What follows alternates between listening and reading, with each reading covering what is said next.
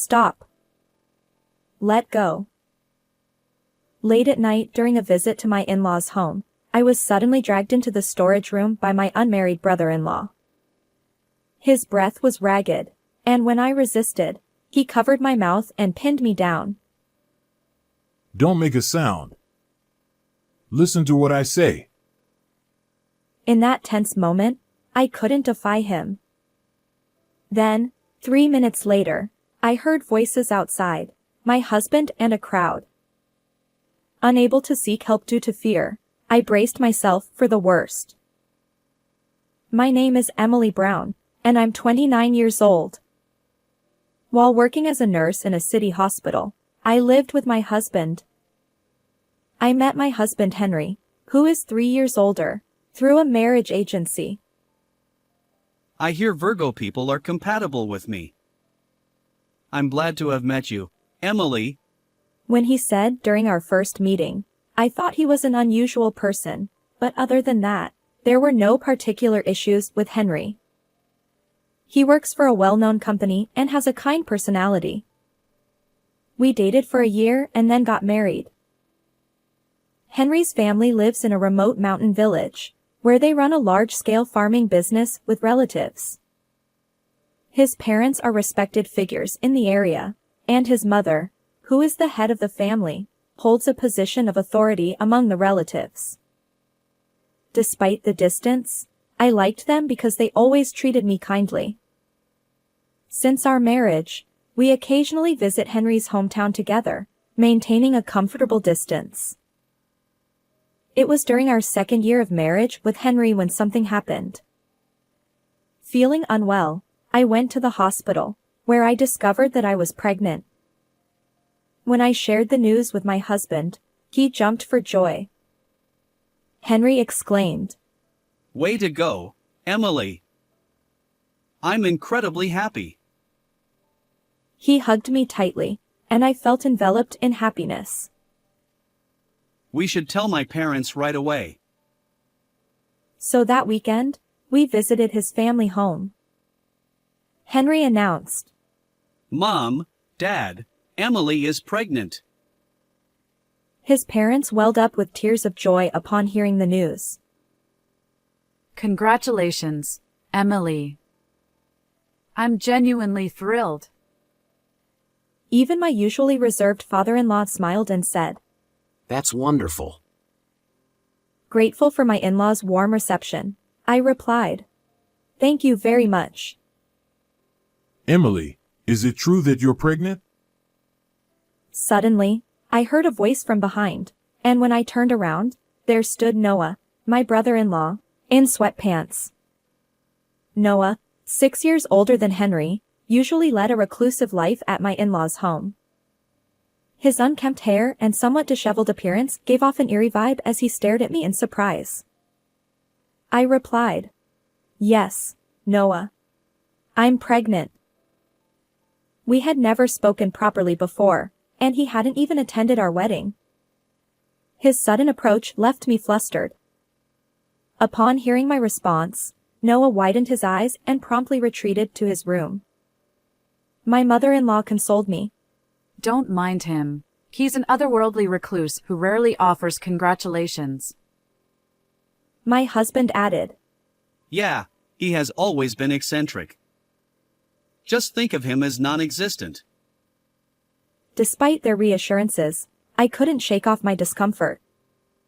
Since our marriage, whenever we visited my in-laws' home, Noah would fixate on me with dark eyes, leaving me with an eerie feeling. It wouldn't be an exaggeration to say that I harbored a strong aversion toward Noah. That day, bidding farewell to my in-laws, we returned to our home. After that, my morning sickness began, but Henry supported me diligently. He accompanied me to prenatal checkups and shared in the joy of our baby's healthy development. He was so protective that it could almost be called overprotective, always looking out for me. Emily, don't push yourself too hard at work. Your body isn't just yours anymore. I chuckled and replied, Don't worry, I've already talked to my workplace, and they've lightened my workload. I eagerly awaited the day when I could give birth to our child. About a month after our last visit to my in-laws' home, something happened. Hey, Emily. Let's go back to my parents' place next week. His words caught me off guard, as I was still dealing with morning sickness and wanted to focus on work. I initially declined. However, Henry persisted. There's a local festival, and lots of relatives will be there. We need to attend as a couple. But, didn't we just visit recently? This time, I really want you to come. I promise we'll go, so get ready. Despite my attempts to gently refuse, Henry remained stubborn. Then, my mother-in-law called. Emily, I don't expect you to do household chores while you're pregnant. I just want you and Henry to enjoy the festival. Please come back. With my mother-in-law's words, I couldn't refuse. I agreed to visit their home once again. After traveling for several hours to my in-laws' home, Henry's parents welcomed me with great joy. You've come at just the right time. Tonight is the pre-festival celebration. Eat to your heart's content. The table was filled with my favorite dishes, and they treated me lavishly. She continued. Tomorrow, more relatives will gather, but you don't need to do anything. Just enjoy the festival. When I looked at Henry, he smiled kindly, and I felt relieved. Despite my initial hesitation, I'm glad I came. Looking forward to tomorrow. With those thoughts, I drifted off to sleep on the bed in the guest room. However, after what seemed like several hours, I was abruptly awakened by a strong pull on my arm. I found myself being dragged into the storage room across from the guest room. In the dim light, I confirmed the person pulling my arm. It was none other than my reclusive brother-in-law, Noah. A chill ran down my spine. Trapped in the storage room, I regained my senses. Stop. Let go. I screamed with all my might, but Noah covered my mouth and pinned me against the wall. Feeling my virtue threatened, I struggled desperately, but his strength was overpowering, and I couldn't escape. Noah commanded. Don't make a sound. Listen to what I say. Silenced, I managed to nod in response. As I was trapped for about 3 minutes, I suddenly heard voices outside, my husband and many relatives conversing. Despite wanting to seek help, I judged it dangerous to defy Noah, so I remained silent. As the distant presence faded and quiet settled in, my brother-in-law stared at me intently. Enough talking. Just follow me. He handed me a bag containing valuables, and we made our way through the backwoods. There, a car awaited us. When he got into the driver's seat and told me to, I also got into the car. What on earth is going on? He then began to speak, revealing something truly horrifying. I can't believe it. Trembling with fear and anger, I listened. 3 days later, Noah led me back to the village, and I opened the front door of my in-laws' home. Emily. Where were you? I called multiple times, and you didn't answer. Disappearing like that. My husband, who had arrived at the entrance, suddenly shouted at me. Perhaps it wasn't surprising, considering I hadn't returned his calls that day. My in-laws looked shocked by Noah's presence next to me. Emily, you were with Noah for these 3 days? What's going on? As Noah and I entered the house, we faced them in the living room. Hey, why don't you say something instead of staying silent? What's going on here? Why are you with my brother? I took something out of my bag and placed it on the table. Henry, please divorce me. What? Both my husband and in-laws were wide-eyed as they looked at the signed divorce papers I handed over. Why the sudden divorce? I've been kind to you, a good husband, haven't I? I met Henry's gaze as he frowned. I know everything now. No need for pretense. What? Who's the sacrificial victim? Actually, when I was trapped by my brother-in-law in the storage room, I faintly overheard a conversation. It was my husband and other relatives saying, "The sacrificial victim is missing, find them." You did indeed refer to me as a sacrificial victim. Furthermore, didn't you order the relatives to find me, make me smell some substance, and then tie me up and bring me back, Mom? As I calmly recounted this, both my in-laws and Henry seemed taken aback. Huh? What are you talking about? Were you half asleep? Oh dear, Emily, you're saying such strange things. At that moment, I looked directly at them. I asked Noah about the wolf faith of the clan. As we fled in the car, my brother-in-law explained that nearby relatives and those living in the area worshipped something called the wolf. They held festivals to celebrate abundant harvests, offering harvested crops and more. However, during years of poor harvests, a different type of offering was made to pray for prosperity. When I asked, "What kind of offering during poor harvests?" he hesitated. A pregnant woman born under the Virgo sign. Sacrificing her is believed to bring prosperity. I was stunned by this unbelievable tale, but the strange behavior of my husband, in-laws, and relatives confirmed that Noah wasn't lying. Apparently, this year's harvest was exceptionally poor. So, you plan to sacrifice me, right? I questioned Henry, who continued to deny it. Hey, it's 2024. You were just being teased by Noah. We wouldn't actually do something like that. But the next moment, my brother-in-law pulled out a voice recorder and played it. The poor harvest this year is serious. Perhaps the wolf is angry. We need to make an offering soon. In that case, let's offer my wife, Emily. She's a Virgo and pregnant. Well done, Henry. You've thought this through for the family. Then, during the next visit, we'll target her in the middle of the night. The recording revealed their strategy to capture me, orchestrated by my husband, in-laws, and relatives. As they listened, Henry and his parents turned pale. Hey, did you secretly record us? My husband lunged at Noah, attempting to snatch the voice recorder. But my brother-in-law deftly evaded him, glaring silently at Henry and his parents.